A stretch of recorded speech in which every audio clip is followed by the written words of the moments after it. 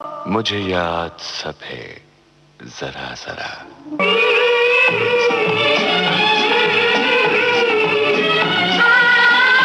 मुझे याद सब है जरा जरा। मुझे याद सब है जरा जरा। वो लम्हा लम्हा साथ है। मुझे याद सब है जरा जरा।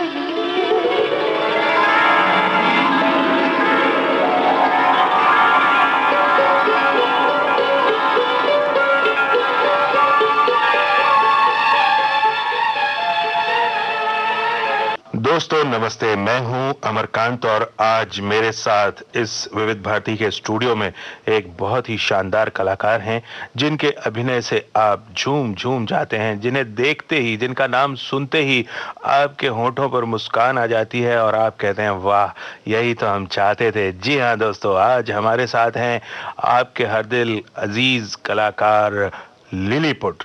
लिलीपुट जी नमस्कार, बहुत बहुत स्वागत है आपका। धन्यवाद, बहुत बहुत नमस्कार, बहुत बहुत धन्यवाद। आपने इस योग्य समझा मुझे कि आपने यहाँ बुलाया और आज मेरे भारतवासियों से दिल की बात करने का मौका दिया। देखिए लिली जी की बातचीत का ये सिलसिला हम चाहते तो ये थे कि कुछ आपके ही अंदाज में हम शुरू करते, कुछ कॉमेडी होती, कुछ इस तरह का कोई अंदाज होता कि लोग अपना जैसे ही रेडियो शुरू किया तो उनके होठों पे मुस्कान आ जाती। तो पहले तो सबसे पहला एक एक्सपीरियंस वाला जोक ही सुना देता हूँ। चलिए तो फिर। कि एक हस्बैंड वाइफ थे, वो दोनों लंच पे बैठे थे जी। तो दोनों में अचानक बातें शुरू हो गई। तो हस्बैंड ने कहा कि मर्द अक्लमंद होता है, तो पत्नी ने कहा नहीं, औरत अक्लमंद होती है। अब दोनों में झगड़ा हो गया जी। मर्द बोले कि नहीं, पति अक्लमंद होता है। वो कहते नहीं, पत्नी अक्लमंद होती है। बात इतनी बड़ी कि दोनों ने प्लेट इधर फेंका उधर फेंका, हट फुट करके जाके दोनों अलग अलग कमरे में सो गए। शाम को जब 5 बजे वापस उठे, जब तक गुस्सा ठंडा हुआ तो दोनों चाय पे बैठे। उसके बाद हस्बैंड ने कहा कि सॉरी डार्लिंग, मैं गलत था, मैं सॉरी बोलता हूँ, गुस्सा थूक दो। तो उसने कहा कि सॉरी डार्लिंग, मेरी भी गलती थी, मैंने तुमसे बहस की, तुम भी गुस्सा थूक दो। दोनों बात करते करते रोमांटिक हो गए। तो हस्बैंड ने गाना गा दिया, चलो दिलदार चलो चांद के पार चलो। तो बीवी ने कहा हम हैं तैयार चलो। तो हस्बैंड ने कहा देख, है ना बेवकूफ, चांद के पार ले जाने की बात करो, तैयार भी हो गई, तो कौन अक्लमंद हुआ। अच्छा। क्या दोस्तों, तो ये हमारे लिली जी का एक अंदाज आपने सुना और आपको निश्चित रूप से मजा आया होगा। एक सवाल और बहुत हमसे पूछा जाता है, आप इतने छोटे क्यों हैं? अच्छा। हाँ जी। हाँ। तो मैं बहुत दिनों तक इसका जवाब ढूंढ रहा था। हाँ। तो एक दिन मुझे शेर में मैंने इसका जवाब सोचा। हाँ। कभी कभी गलती से एक आध शेर कह जाता हूँ मैं। चलिए वो गलती फिर से करिए सर। तो वो शेर ये है कि है मालूम फिर भी बवाल उठ रहा है मालूम फिर भी बवाल उठ रहा है, मैं छोटा हूँ क्यों ये सवाल उठ रहा है। वाह। बताता है लिली सुनो इसका रीजन। काफिया पे ध्यान दीजिए। बिल्कुल बिल्कुल सर। बताता है लिली सुनो इसका रीजन के ऊपर वहां भी है एक आर के लक्ष्मण। अरे वाह वाह वाह वाह वाह, बहुत अच्छे बहुत अच्छे। तो वो आर के लक्ष्मण अगर वहाँ नहीं होते तो इतना अच्छा कलाकार हमें नहीं मिलता, और इसके लिए हम शुक्रगुजार हैं उस ऊपर वाले के कि जिसने वहाँ एक आर के लक्ष्मण को बिठा के रखा है। अब आपने क्योंकि बात निकाल ही दी है तो मैं आपसे जरूर इस बारे में पूछना चाहूंगा लिली जी की ये जो आपका कद इतना छोटा रह गया, इसके मतलब ये क्या बचपन से ही आपको इस तरह का कोई समस्या थी, यानी जन्मजात है, या बाद में किसी बीमारी की वजह से ऐसा हुआ? नहीं, ऐसा कोई रीजन नहीं होता है। इसमें भी मेरी इम्पोर्टेंस ईश्वर ने रखी है कि मेडिकली कहा जाता है कि 1000 में से एक आध केस ऐसा हो जाता है जी। तो मैं यूनिक हो गया, हजारों में एक हूँ। हाँ नहीं, हम तो जो मुहावरा कहा जाता है कि तुम लाखों में एक हो, तो मैं हजारों में एक हूँ। चलिए हम तो मानते हैं आप लाखों में एक हैं। और लिली जी, ये जो समस्या आपके साथ रही, जिसे आप समस्या नहीं मानते हैं लेकिन बचपन में जरूर ये एक समस्या के रूप में आपके सामने आई होगी बात, इसके बारे में और विस्तार से जरा हम बात करना चाहेंगे। लोग जरूर जानना चाहेंगे इससे जुड़ी बातें, लेकिन उससे पहले हम चाहेंगे लिली जी की एक आपकी पसंद का गाना हम यहाँ पे सुने और लोगों को सुनवाएं, ताकि पता तो चले कि लिली जी गाने कौन से पसंद करते हैं। हम अपनी पसंद का गाना आपको जरूर सुनाना चाहेंगे, और सबसे पहला गाना मैं मुकेश साहब का सुनाना चाहूँगा। जिक्र होता है जब क़यामत का, तेरे जलवों की बात होती है। ये बहुत अच्छा लिखा हुआ है आनंद बख्शी साहब का ये गाना। इसके बोल मुझे बहुत पसंद है, और मुकेश साहब तो खैर उनका तो जवाब ही नहीं। आइए सुनते हैं। जिक्र होता है जब क़यामत का, तेरे जलवों की बात होती है। तू जो चाहे तो दिन निकलता है, तू जो चाहे तो रात होती है।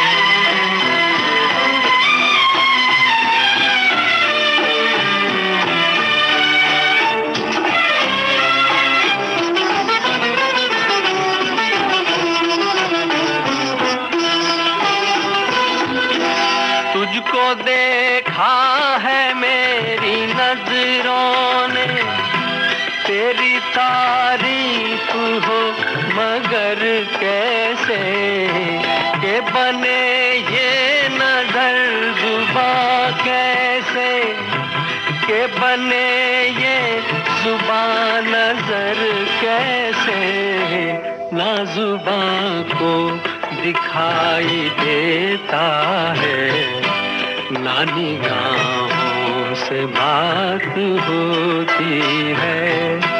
जिक्र होता है जब क़यामत का, तेरे जलवों की बात होती है।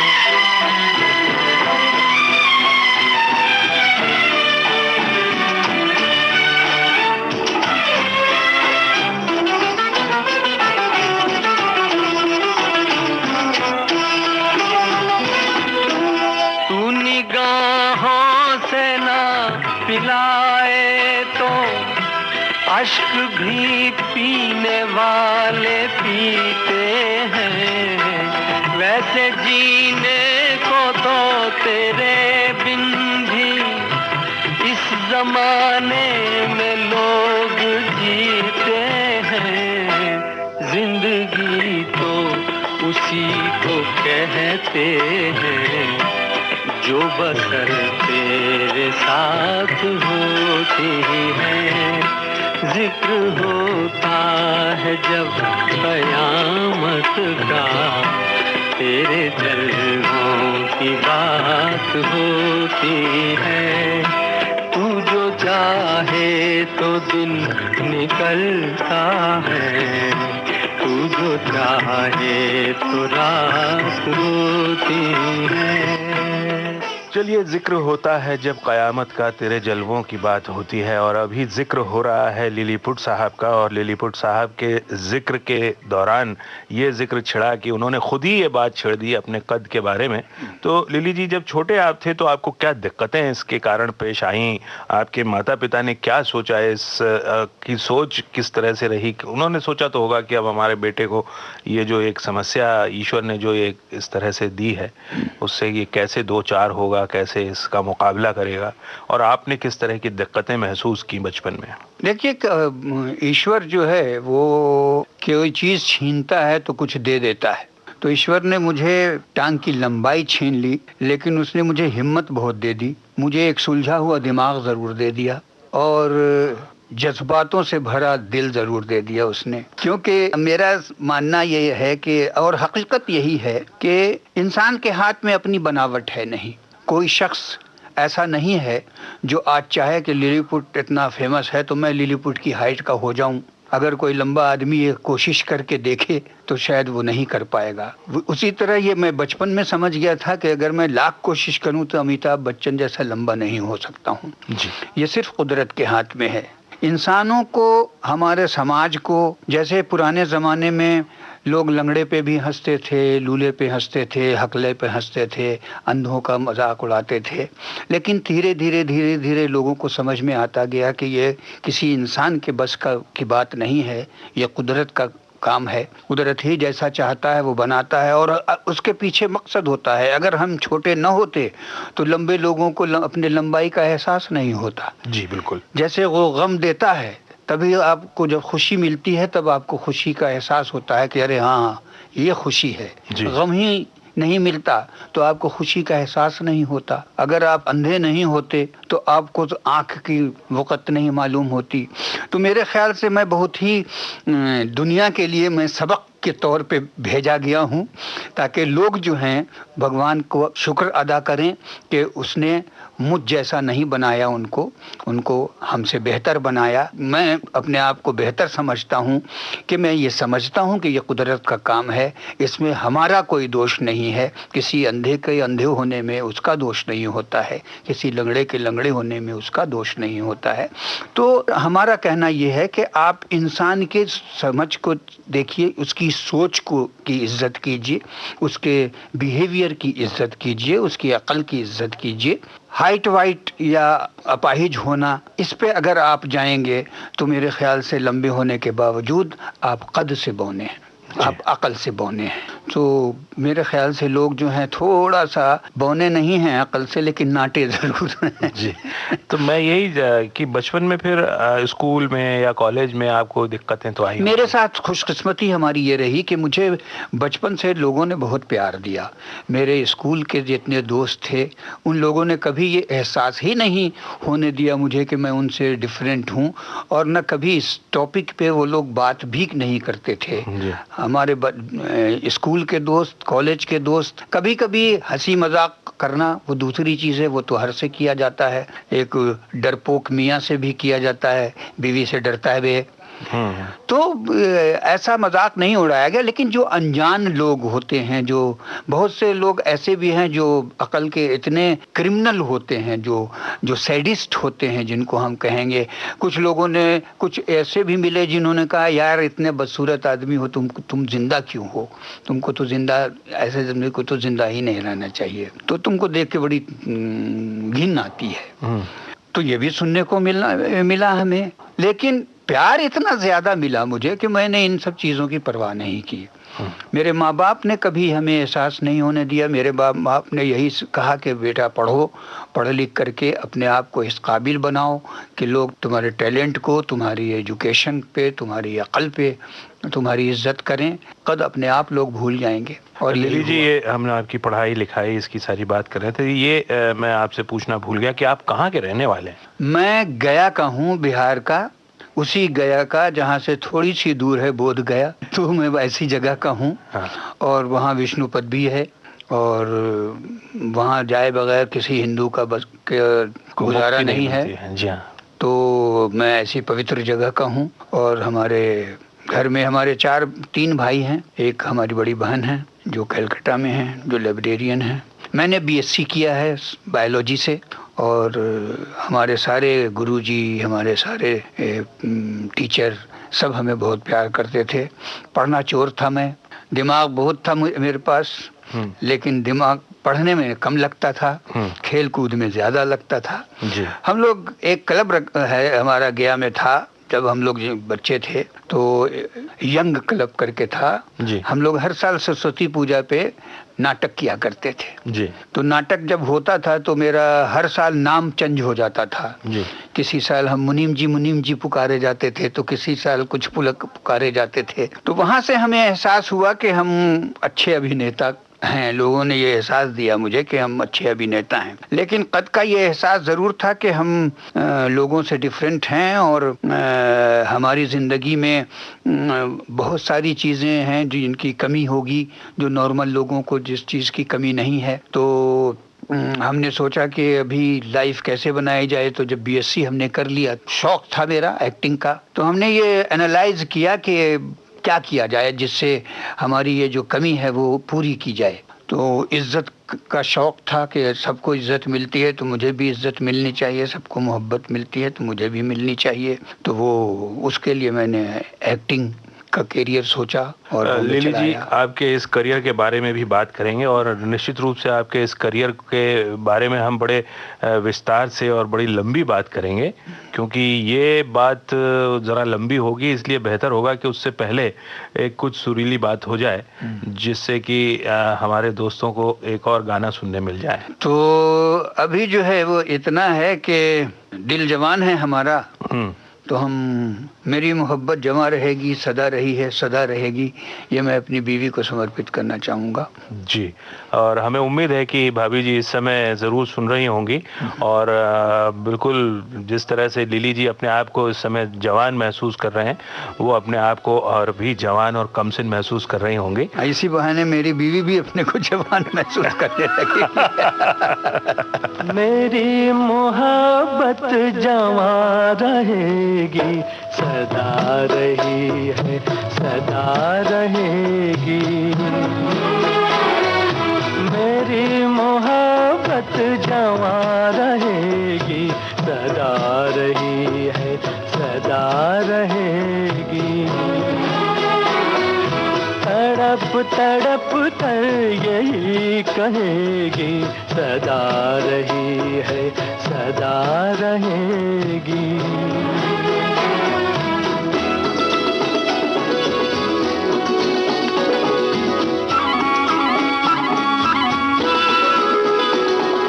ना तुम सा कोई ज़माने भर में हो, ना तुम सा कोई ज़माने भर में, तुम्ही को चाहा मेरी नजर ने, तुम्ही को चाहा मेरी नजर ने, तुम्हें चुना है, तुम्हें चुनेगी, सदा रही है, सदा रहेगी। मेरी मोहब्बत जवां रहेगी, सदा रही है, सदा रहेगी।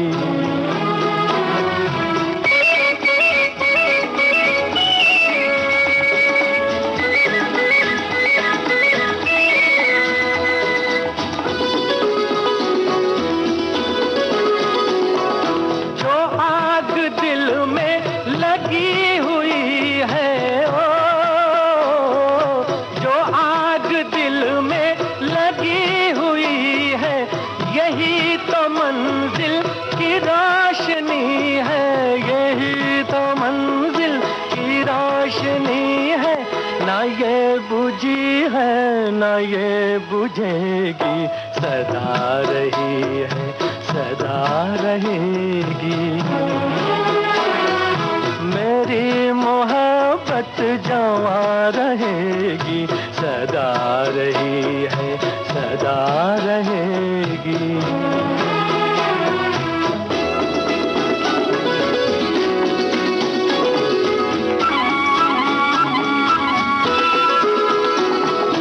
तुम्हारे पहलू में गर मरे हम, ओ, तुम्हारे पहलू में गर मरे हम, तो मौत कितनी हसीन होगी, तो मौत कितनी हसीन होगी, चिता में जल कर भी ना मिटेगी, सदा रही है, सदा रहेगी। तो ये जवां मोहब्बत की बात तो हो गई लिली जी, लेकिन अब हम ये ज़रूर जानना चाहेंगे कि आपके करियर की जो बातचीत आपने शुरू की थी उसको हम ज़रूर सुनना चाहेंगे, लेकिन उससे पहले एक बात मैं आपसे जानना चाहता हूं जो मेरा ख्याल है हमारे तमाम सुनने वाले ये जानना चाहते होंगे कि आपने जैसे अभी बातचीत के दौरान कहा कि हम अलग अलग मौक़ों पर सरस्वती पूजा भी करते थे, नाटक भी करते थे और हर एक नाटक में आपका नाम बदल जाया करता था, कभी मुनीम जी हो जाते थे, कभी आप अलग किसी जो किरदार आप करते थे वो आपका नाम हो जाता था। आजकल आपका नाम है लिलीपुट, लेकिन वैसे हकीकत में आपका नाम क्या है? बड़ा टेढ़ा नाम है मेरा। हाँ, मिसबाह नाम है मेरा, और चूँकि मिसबाह एक शब्द है लेकिन इसको प्रोनाउंस करने में लोगों को बड़ी तकलीफ हो जाती है, तो वो कुमारी बाह कर देते हैं। अच्छा, तो इसलिए मैंने अपना नाम चेंज कर दिया जी। जब मैंने यहाँ आने का प्लान बनाया, बॉम्बे आने का, हाँ।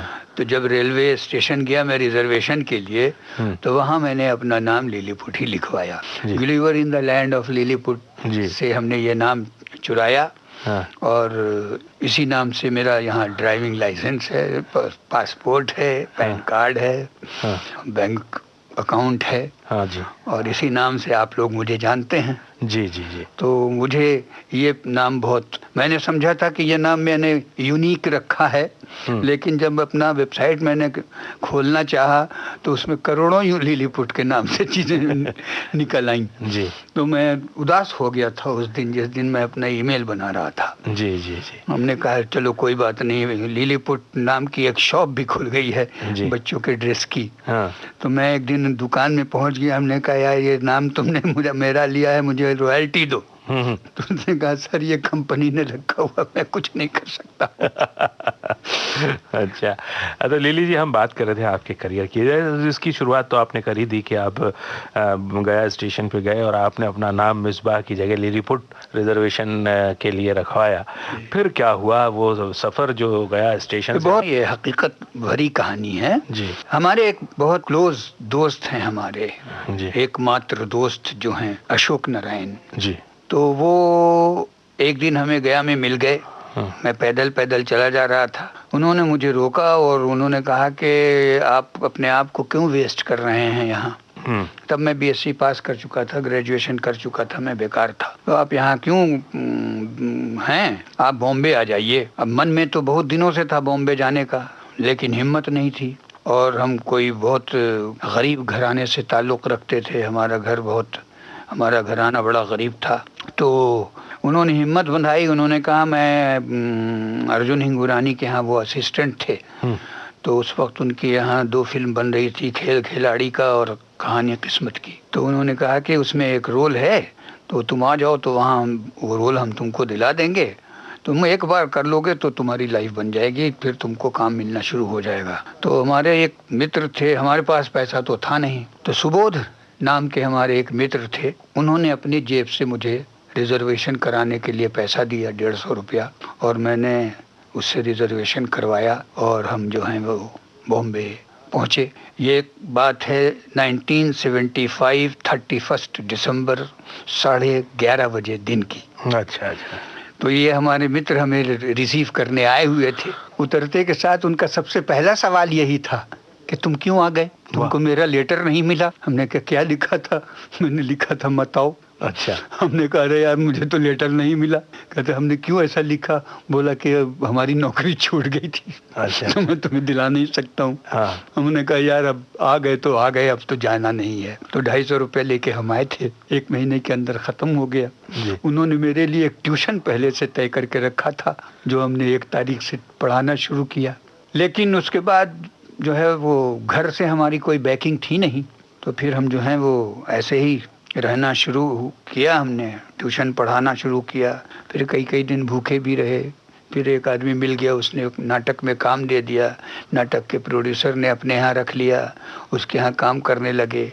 लेकिन वो बीच में जो हमने स्ट्रगल जो किया, हमारे दोस्त अशोक हमको लेके जाया करते थे जिस ऑफिस में, सर मैं एक्टर हूँ, मेरे लायक कोई काम हो तो दिया जाए। ये एक परमानेंट डायलॉग था एक्टर का, जो हर प्रोड्यूसर डायरेक्टर से जाके बोला करता था। तो यही मुझे भी सिखाया गया कि ये बोलो। तो मैंने 2-3 महीना ऐसा किया, लेकिन एक बार मुझे ऐसा एक्सपीरियंस हुआ कि मुझे लगा कि ऐसे नहीं मिलेगा मुझे काम, क्योंकि फिजिकली मैं दिखता नहीं हूँ एक्टर, और अंदर क्या है वो तो बाहर कोई समझ नहीं पाएगा, तो it is wastage of time.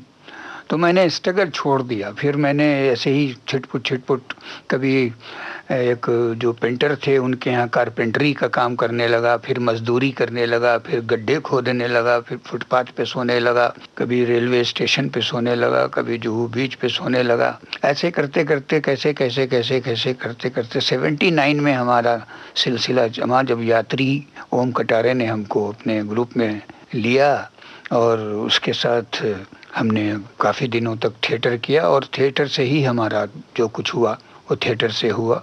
तो ओम कटारे का शुक्रगुजार हूँ मैं, उसने हमें हमेशा अच्छे रोल दिए, और जनता का शुक्रगुजार हूँ मैं कि हम हर प्ले में सबसे ज़्यादा लोग मुझे ही पसंद करते थे, मेरे नाम से लोग आते थे जिस प्ले में मैं होता था। सर ये बातचीत जो आपकी है, ये इसे आप जिसे आप कहानी कह रहे हैं, ये जो आपकी दास्तान है सचमुच बहुत ही सुनने लायक है और इबरतनाक है। मतलब इससे सबक लेना चाहिए लोगों को और इसको आगे हम जारी रखना चाहेंगे, इसे हम सुनते रहना चाहेंगे। उससे पहले एक गाना ज़रूर सुनना चाहेंगे हम आपसे, जो यहाँ इस मौके पे सुनना ज़्यादा अच्छा लगे। जो गाना आज ये गाना हम ज़रूर सुनाना चाहेंगे, क्योंकि एक इंसान के ज़िंदगी में 3 तरह की पड़ाव होते हैं। एक पड़ाव होता है जहाँ वो स्ट्रगल शुरू करता है, एक पड़ाव होता है जहाँ लोग बहुत ज़्यादा उसे पसंद करते हैं, और एक पड़ाव होता है जहाँ वो भूल जाया जाता है। तो आजकल मैं भूले हुए लोगों में से के वक्त से गुजर रहा हूँ, क्योंकि ये एक सर्कल है। फिर वापस जाऊँगा, स्ट्रगल का शुरू हो जाएगा और उसके बाद फिर पसंद किया जाऊँगा। तो जो दिन चले गए हैं उसके लिए मैं ये गाना सुनाना चाहूँगा लोगों को, जाने कहाँ गए वो दिन। जाने कहाँ गए वो दिन, कहते थे तेरी राह में नजरों को हम बिछाएंगे। जाने कहाँ गए वो दिन, कहते थे तेरी राह में नजरों को हम बिछाएंगे। चाहे कहीं भी तुम रहो, चाहेंगे तुमको उम्र भर, तुमको न भूल पाएंगे।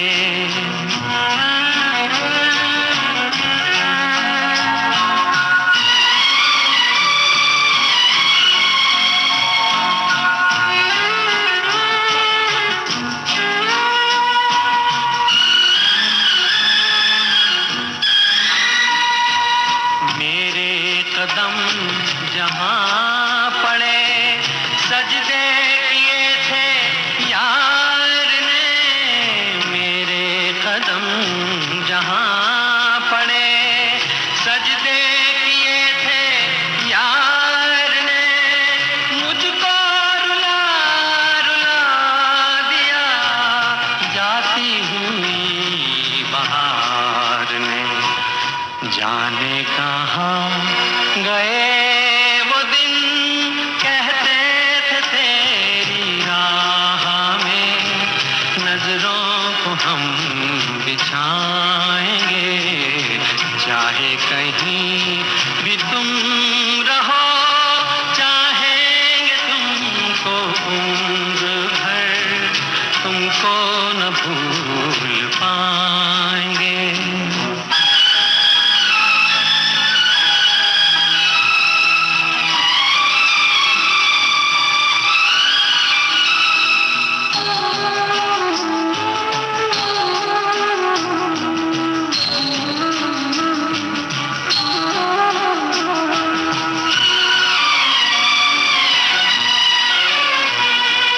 अपनी नजर में आजकल दिन भी अंधेरी रात है।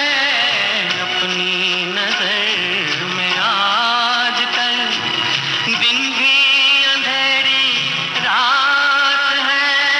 साया ही अपने साथ था, साया ही अपने साथ है। जाने कहाँ गए वो दिन, कहते थे तेरी राह में नजरों को हम बिछाएंगे। चाहे कहीं भी तुम रहो, चाहेंगे तुमको उम्र भर, तुमको न भूल पाएंगे। मेरा नाम जोकर फिल्म का ये गाना सचमुच बहुत ही फलसफे से भरा हुआ है। जिंदगी झलकती है इस गाने में। लिलीपुट जी, हम चाहेंगे उसी जगह पर आपको फिर छेड़ें, वहीं आपको फिर आपसे कुछ सुने, जहां आपका जो जिंदगी का जो चक्र था, जो चल रहा था, जो आपको चलते चलते आप थिएटर की दुनिया में पहुंच गए थे, ओम कटारे के थ्रू आप नाटकों से जुड़े, फिर आगे जिंदगी किस तरह से बढ़ी, फिर आपने किस तरह से अपने आप को दूसरी चीजों में ढाला? मेरा एक नाटक ओम कटारे के साथ सबसे पहला नाटक जो था वो था, एक था गधा उर्फ अलादात खां, शरद जोशी साहब का लिखा हुआ था, स्वर्गीय शरद जोशी साहब का, और वो उससे अच्छा व्यंग मुझे अभी तक पढ़ने को नहीं मिला है।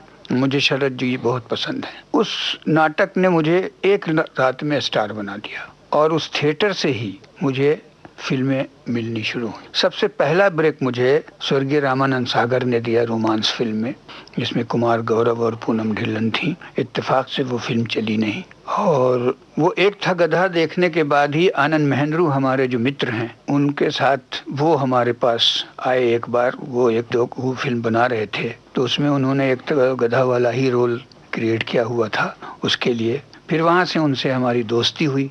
उसके बाद वो सीरियल बनाने लगे, तो उन्होंने ही मुझे मारपीट के राइटर बना दिया जी। उनका एक सीरियल पास हो गया था, दूरदर्शन थे, इधर उधर एक कॉन्सेप्ट पास हुआ था, but he was searching writer. मैंने उससे पहले 2 एपिसोड आत्माराम जी के लिए लिखा था, उनका रामलाल श्यामलाल करके सीरियल था। तो आनंद ने कहा, कह रहे तू तो लिखता भी है, तो तू ये एपिसोड क्यों नहीं लिखता है? तो मैंने कहा चलो लाओ लिखते हैं। तो एक एपिसोड लिख के दिया। उसके बाद हमारी और उनकी जो जोड़ी थी वो एकदम पक्की हो गई। उसका रीज़न ये रहा कि वो बहुत इंटेलिजेंट, बहुत पढ़ा लिखा आदमी है और मैं पढ़ा लिखा जाहिल हूँ। मैं उतना अंग्रेजी नहीं जानता, मुझे अंग्रेजी में हाथ टाइट है, जुबान टाइट है, हाँ सब कुछ टाइट है मेरा।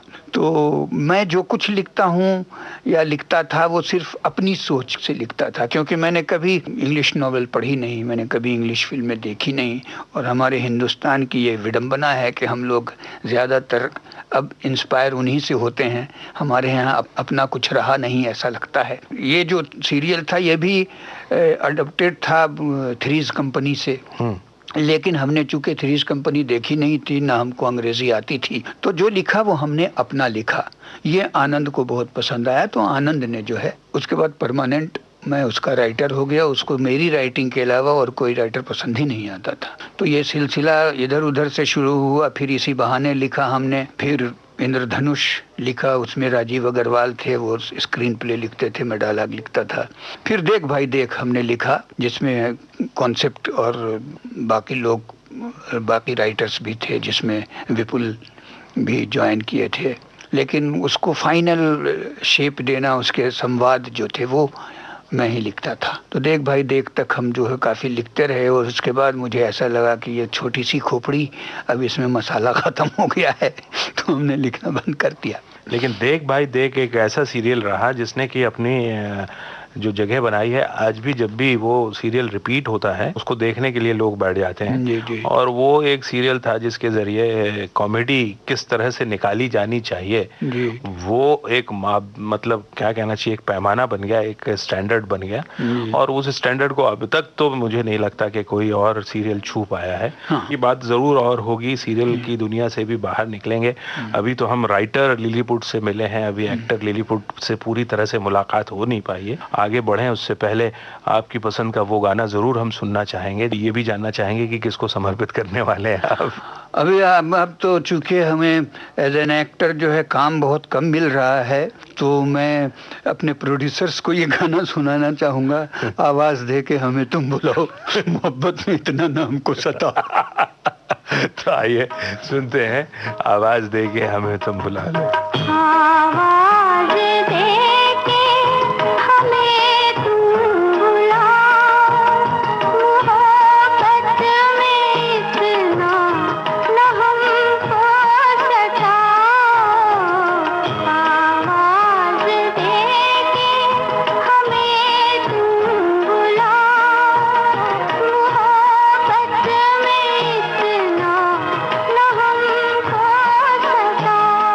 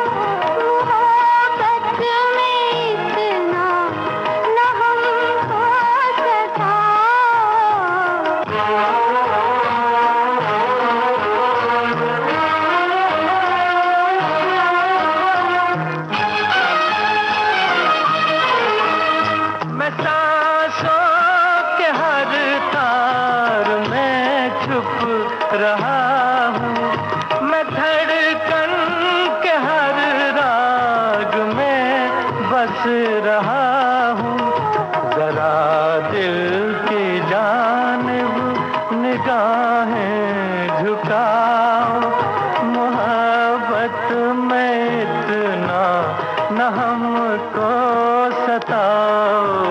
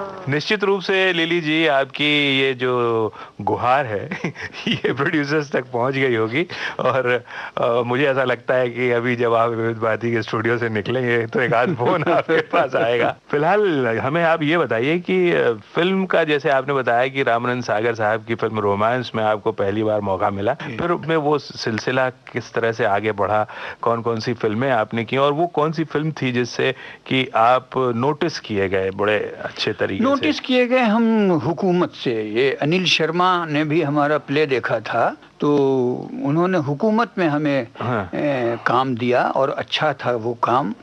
और उसमें धर्मजीत चुके थे, तो जिसमें स्टार होते हैं वो ज्यादातर लोग देखते हैं। वो फिल्म भी वैसे हिट थी, बहुत हिट फिल्म थी। तो वहाँ हमको समझ में आया कि स्टार के साथ ही काम करना चाहिए ताकि ज्यादा से ज्यादा लोग देख सकें। ज्यादातर आज भी लोग जो है वो भीमसेन के ही नाम से पुकारते हैं और जो भी देखता है वो भी यही कहता है, ए भीमसेन, ए हुकूमत। लेकिन सागर हमने किया, सागर में रोल बहुत अच्छा था। इत्तफाकन वो फिल्म की प्रॉब्लम होती है, लेंथ बढ़ जाती है तो एडिट हो जाता है रोल। सागर किया हमने। मैं जहाँ तक ईमानदारी से मैं बताऊँ तो मैं अपने फिल्मी कैरियर से बहुत ज़्यादा हैप्पी नहीं हूँ, क्योंकि मैं बहुत संजीदा आदमी हूँ बेसिकली। तो मैं सीरियस रोल करना चाहता हूँ और हमने एक सीरियल किया था वो नाम का, जो बड़ा ही पसंद किया गया था, जिसमें मैं घोस्ट बना था। वो घोस्ट जो जोकर था, उसकी कामयाबी का किस्सा सबूत मैं आपको दूं। पहली बार जोकर से बच्चे जो है अट्रैक्ट होते हैं, जोकर को देख करके लोग हंसते हैं, जोकर से प्यार करते हैं।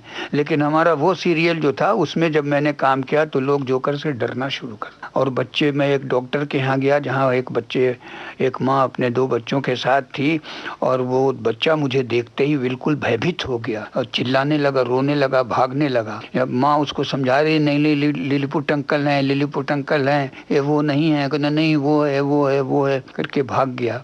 तो मुझे उस वक्त बहुत खुशी हुई इस बात की कि ऐसा काम किया मैंने कि इसका इम्पैक्ट हुआ। दूसरा जो था वो सीरियस रोल मैंने किया था, एक सेलर में एक हमारा एपिसोड आया था ऊंचा कौन करके, जिसमें एक कॉम्प्लेक्स बेटे के बाप का रोल किया था। वो बेटा जो था वो इसलिए कॉम्प्लेक्स था कि उसका बाप ड्वार्फ है। तो उसमें भी बहुत सराहना मिली थी मुझे, बहुत फ़ोन भी आए थे मुझे। मेरे भाग्य की प्रॉब्लम ये रही है कि जनता मुझे बहुत अप्रिशिएट करती है, जनता मुझे बहुत प्यार करती है, लेकिन पता नहीं क्यों डायरेक्टर्स या प्रोड्यूसर्स या क्रिटिक्स मुझे लिफ्ट नहीं देते हैं। अभी आपने जब ये जो ऐसी बातें की हैं, इनसे हमें महसूस हो रहा है कि लिलीपुट के अंदर एक ऐसा इंसान छिपा हुआ है जो मानवीय संवेदनाओं को समझता है, जो समाज के हर पहलू के बारे में सोचता है, समाज की हर चीज़ों के बारे में सोचता है। तो मैं यही जानना चाहूंगा लिली जी कि एक कलाकार को समाज से कितना सरोकार होना चाहिए, समाज के प्रति उसका क्या दायित्व होना चाहिए। एक कलाकार जिसे लोग समझते हैं कि ये सिर्फ मनोरंजन करता है लोगों के, या जो सेल्यूलाइट के पर्दे पर सिर्फ दिखाई देता है, समाज का उसके साथ कितना योगदान होना चाहिए। समाज के साथ योगदान करने की कोशिश हमारे बहुत से अभिनेताओं ने की है, लेकिन हमने ये रियलाइज किया है कि ये लोग जितनी ईमानदारी से और जितनी सच्ची लगन से सेवा के लिए गए, उनको वो मौका ने दिया नहीं। यहाँ जो खींचातानी होती है, ये सबसे बड़ी विडंबना है हमारी।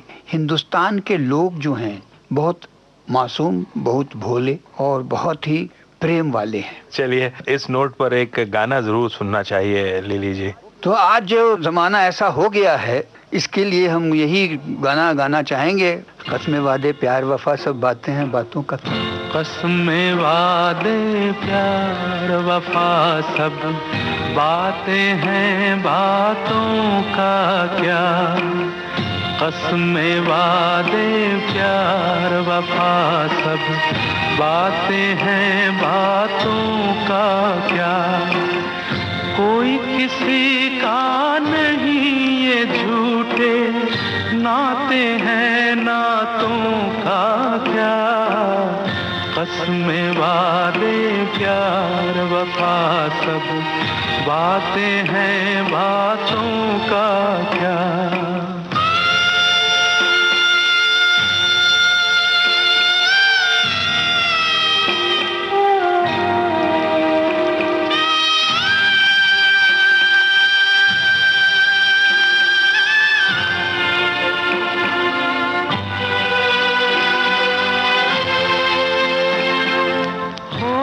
मसीहा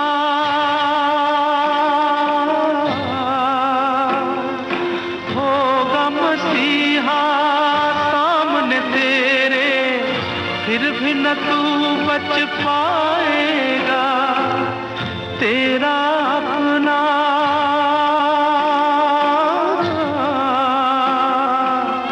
तेरा अपना खून ही आखिर तुझको आग लगाएगा।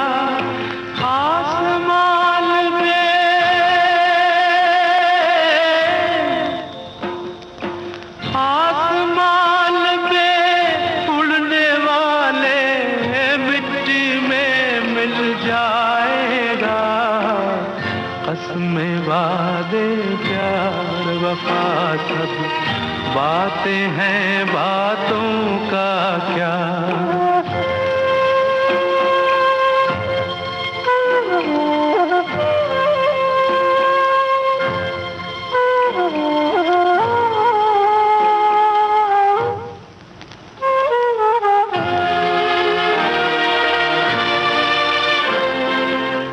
सुख में तेरे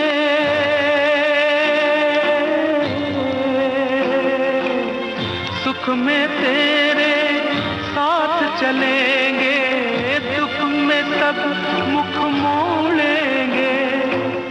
दुनिया वाले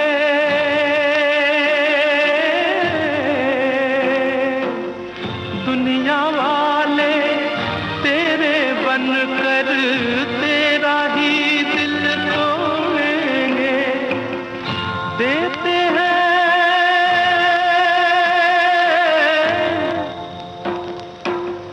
देते हैं भगवान को धोखा, इंसान को क्या छोड़ेंगे। कसमें वादे प्यार वफा सब बातें हैं बातों का क्या। कोई किसी का नहीं ये झूठे नाते हैं नातों का क्या। कसमें वादे प्यार वफा सब बातें हैं बातों का क्या। बातों का कुछ हो ना हो लिली जी, लेकिन आपकी बातें सुनकर हमारे दोस्तों को भी मज़ा आ रहा है और उनको भी बहुत सीख भी मिल रही है, बहुत प्रेरणा मिल रही है आपकी बातों से। आपके जो दर्शक हैं और हमारे जो श्रोता हैं वो सब जुड़े हुए हैं आपकी बातों से, तो इन बातों के सिलसिले को हम रोकना नहीं चाहेंगे, आगे बढ़ाते रहना चाहेंगे। ये ज़रूर जानना चाहेंगे आपसे कि जैसे आपने कहा कि आपके अंदर एक संजीदा इंसान छिपा हुआ है और बातचीत के ज़रिए हमने महसूस भी किया कि बड़ा संजीदा एक ऐसा कलाकार अंदर है जो समाज के बारे में सोचता है, समाज के से सरोकार रखता है। तो लिली जी ये बताइए आप मुझे कि आपने कभी ऐसा क्यों नहीं किया, आप तो लेखक भी हैं, आप एक कलाकार भी हैं, आप इतने की बातों से अंदर बैठा एक चिंतक भी झलक रहा है, तो आपने ऐसा क्यों नहीं किया कि आपने अपनी पसंद की कोई एक ऐसी कहानी लिखी हो या आपने ऐसा कोई निर्देशन करने के बारे में सोचा हो कि जिससे आपकी जो छटपटाहट है, आपके अंदर का जो कलाकार है, जो आप करना चाहते हैं, वो लोगों तक पहुंचे? बहुत ही मौके का सवाल किया है आपने। मैंने 2 स्क्रिप्ट ऐसी लिख के रखी हुई है और मैं बनाना चाह रहा हूँ। एक तो मैंने ड्वार्फ के ऊपर ही कहानी लिखी है जी, जो आज तक किसी ने नहीं लिखी है और न फॉरेन में बनी है ये कहानी, क्योंकि किसी ने ड्वार्फ की साइकोलॉजी पे कहानी नहीं लिखी है। और चूंकि मैं एक्सपीरियंस्ड हूँ, इसलिए जितनी सच्चाई से और जितनी हकीकत से मैं इसकी साइक को पेश कर सकता हूँ वो कोई राइटर नहीं पेश कर सकता, क्योंकि वो सब अपने नज़रिए से देखते हैं। वही बात आ जाती है, प्रोड्यूसर्स की तलाश है। और हमारे यहाँ प्रोड्यूसर्स बेचारे जो हैं वो या तो बहुत ही ज़्यादा पैसा देखते हैं और ये सोचते हैं कि ये फिल्म बनाएंगे तो चलेगी तो नहीं कि नहीं चलेगी। वो नहीं सोचते हैं कि हाँ भाई हर फिल्म से कमाना ज़रूरी नहीं है, जितना लगाया है उतना आ जाए तो भी ये है। और एक ऐसी फिल्म बनाई जाए जिसका एप्रिसिएशन हो। और मैं जहाँ तक उम्मीद करता हूँ कि ये जो सब्जेक्ट है मेरा, मैं ये मान के बैठा हूँ कि मैं इसको, लेकिन मैं इंतज़ार कर रहा हूँ ऐसे समझदार प्रोड्यूसर का जिसको मेरे ऊपर यकीन हो, जिसको मेरे सब्जेक्ट पे भरोसा हो और जो आंख बंद करके ईश्वर पे भरोसा करे, साथ साथ लिलीपुट पे भरोसा करे और मेरी फिल्म प्रोड्यूस करने के लिए राज़ी हो जाए। तो उसका निर्देशन आप करेंगे? जी। इसके अलावा कभी आपने सोचा कि कभी कोई सीरियल या कोई ऐसा मौका आपको मिला जिसमें निर्देशन का मौका आपको मिला? मैंने देख भाई देख के कुछ एपिसोड डायरेक्ट किए थे और एक सीरियल आया था करिश्मा का करिश्मा, उसके भी शुरुआत के 10-12 एपिसोड मैंने ही किए थे। बातचीत का ये सिलसिला हम और जारी रखेंगे, लेकिन एक गाना जरूर सुनेंगे सर। हाँ, अब तो बस जहाँ तक मन की बात आ गई है कि कोई मन नहीं देखता है और ईश्वर से आजकल कोई नहीं डरता, हम धर्म पे भी बात करेंगे जी। धर्म क्या चीज है, हम गाना सुनना चाहेंगे मन तड़पत हरि दर्शन को आज। मन तरपत हरि दर्शन को आज, मन तरपत हरि दर्शन को आज, मोरे तुम बिना बिगड़े सगर काज, ओ बिनती करत हूँ रखियो लाज, मन तरपत हरि दर्शन को आज, तुमरे द्वार का मैं हूँ जोगी,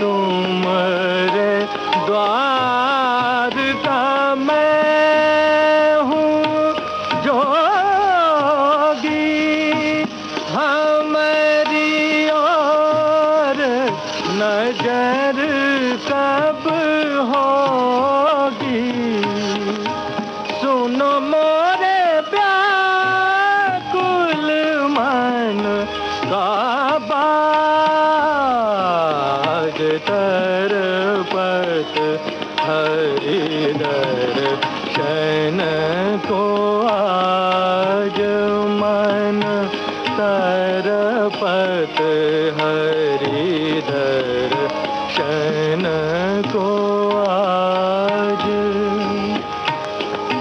बिन गुरु ज्ञान कहाँ से पाऊं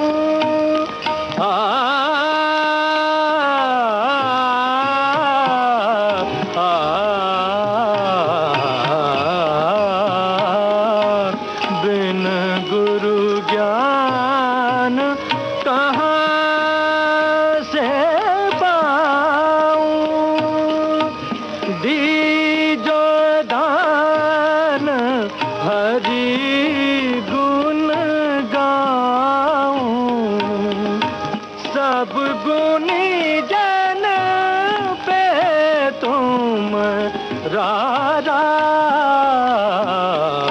तरपत क्षण को आज मन तरपत हरिधर क्षण को आज। अब हमारा भी मन तड़प रहा है कि लिली जी से बहुत सी बातें करें, बहुत सी और बातें जानें लिली जी के अंदर और क्या क्या कौन कौन सी तड़प हैं जिनके लिए लिली जी तड़प रहे हैं। लेकिन वक्त जो है हमारे पास बहुत कम है, तो लिली जी ज़रा जल्दी में आप हमें ये बताइए कि लिली जी अगर एक्टर ना होते, आज इस तरह से जो सीरियल और फिल्म की दुनिया में ना होते, तो लिली जी क्या होते? लिली जी कहीं कर कलर की खा डबल रोटी खुशी से फूल जा कलर की कर रहे होते कहीं, या नहीं तो कहीं दुकान खोल के बैठे होते, यही कर रहे होते। क्योंकि पढ़ाई लिखाई का फायदा हुआ नहीं, हमने जो पढ़ा वो भूलते गए, तो बिजनेस ही कर रहे होते कुछ। लिली जी को क्या शौक है एक्टिंग के अलावा? एक्टिंग के अलावा मुझे दुनिया में सिर्फ एक ही शौक है, या दो कह लीजिए। हर दिल में मेरे लिए प्यार हो और हर कोई मुझे जो है वो प्यार करे। छह आशीर्वाद की बहुत लालच है, मैं सारे बुजुर्गों से, सारे बड़ों से आशीर्वाद लेने के चक्कर में रहता हूँ जी। बस यही मेरा शौक है, यही मेरी हॉबी है। लिली जी के परिवार में कौन कौन है? मेरी एक पत्नी है, सुलेखा नाम है उनका, और मेरी बड़ी बेटी है जिसका नाम है ईशा, और छोटी बेटी का नाम है ग्रीशा। ये दोनों बेटियां जो हैं, इनका अभी कोई लगाव फिल्मों या सीरियल से है? एकदम नहीं है, भगवान का बहुत बहुत शुक्र है जी। क्या बनाना चाहेंगे उनको? बड़ी बेटी तो मेडिकल में जाना चाह रही है, छोटी बेटी का अभी तो वो 6th में जी जाएगी। लिली जी की जो शादी हुई, ये शादी का किस्सा अगर बहुत जल्दी में आप हमें बताएं। ये दर्दनाक वाकया आप क्यों सुनना चाह रहे हैं? ताकि दूसरों को सबक हासिल हो। किस्सा ऐसा हो गया कि एक फैन मेल आया और फैन मेल से फिर मुलाकात हुई, मुलाकात के बाद मुलाकातें हुई, और उसके बाद जहाँ तक मेरा बचपन से एक ये था कि मैं हर लड़की से ट्राई मारता रहता था जी कि ये शादी के लिए तैयार होगी कि नहीं, क्योंकि मुझे मालूम था आई एम द रिजेक्टेड जी। तो मैं सिर्फ ऐने ही कि इससे पूछ लेते हैं, कोशिश करने में क्या बुराई है। तो मैंने कई हजार लड़कियों से पूछा और उनमें से एक इनसे भी पूछ लिया। हाँ, तो जैसे लिली जी हजारों में एक थे, वैसे एक हजारों में एक आखिर मिल गई भी हो गई। और इन्होंने हाँ कर दिया तो मैं तो चारों खाने चित हो गया। हम करे बाप रे ये क्या हो गया, मैंने तो रिस्क ले लिया था। और इस तरह से हमारी शादी हो गई। चलिए लिली जी, आपका बहुत बहुत शुक्रिया, और आप विविध भारती के स्टूडियो में आए, इसके लिए हम आपके बहुत बहुत शुक्रगुजार हैं। और इस नोट पर जहां कि आप अपनी बेटर हाफ के बारे में बात कर रहे थे, आप अपनी पत्नी के बारे में बात कर रहे थे, तो श्रोताओं से विदा लेते हैं और चलते चलते आपकी पसंद का एक गाना और सुनते हैं। और मुझे लगता है निश्चित रूप से वो आप अपनी पत्नी को फिर एक बार समर्पित करना जरूर चाहेंगे। बिल्कुल, उनके लिए मैं यही समर्पित करना चाहूँगा। श्रोताओं, मैं आशा करता हूँ कि मैंने आप लोगों को बहुत ज़्यादा बोर नहीं किया होगा, और मेरी कुछ बातों से आप लोगों को अगर कुछ बातें पसंद आई होंगी, अच्छी लगी होंगी, तो आप उसे ज़रूर अपनाइए, प्रेम बांटिए और प्रेम कीजिए, क्योंकि प्रेम से बड़ा सुख और कुछ नहीं है। और जाते जाते मैं अपनी बीवी के लिए एक गाना समर्पित करता हूँ, वो आप सुनिए। मेरी तरफ से आप सबों को सादर प्रणाम, नौजवानों को बाय और बच्चों को प्यार। 100 बार जन्म लेंगे,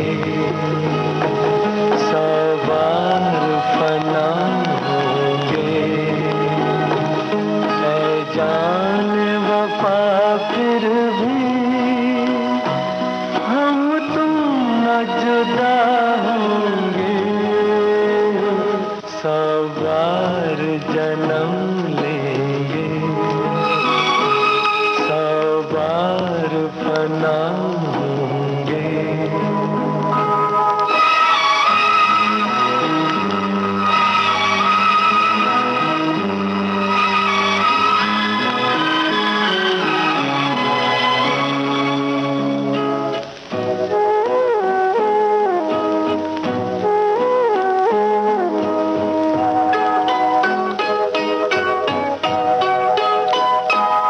किस्मत हमें मिलने से रोकेगी भला कब तक, इन प्यार की राहों में भटकेगी वफा कब तक, कदमों के निशान खुद ही मंजिल का पता होंगे। 100 बार जन्म लेंगे, 100 बार फना होंगे।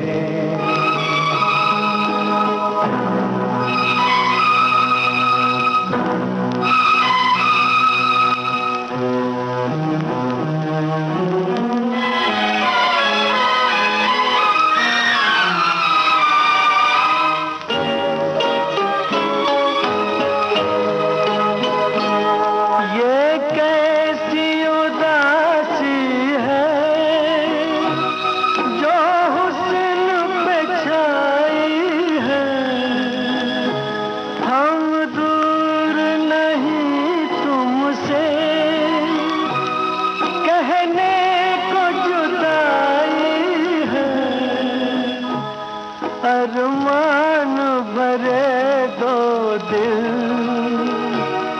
फिर एक जगह होंगे।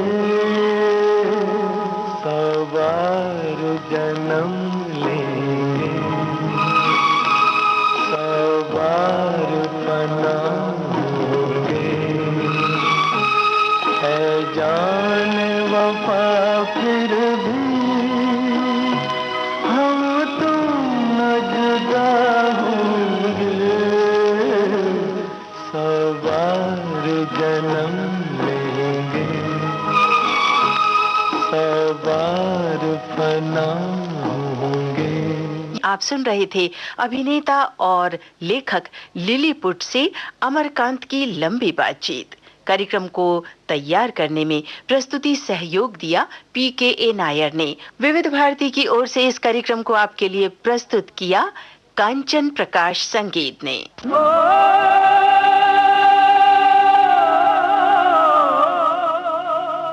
मुझे याद सब है जरा जरा।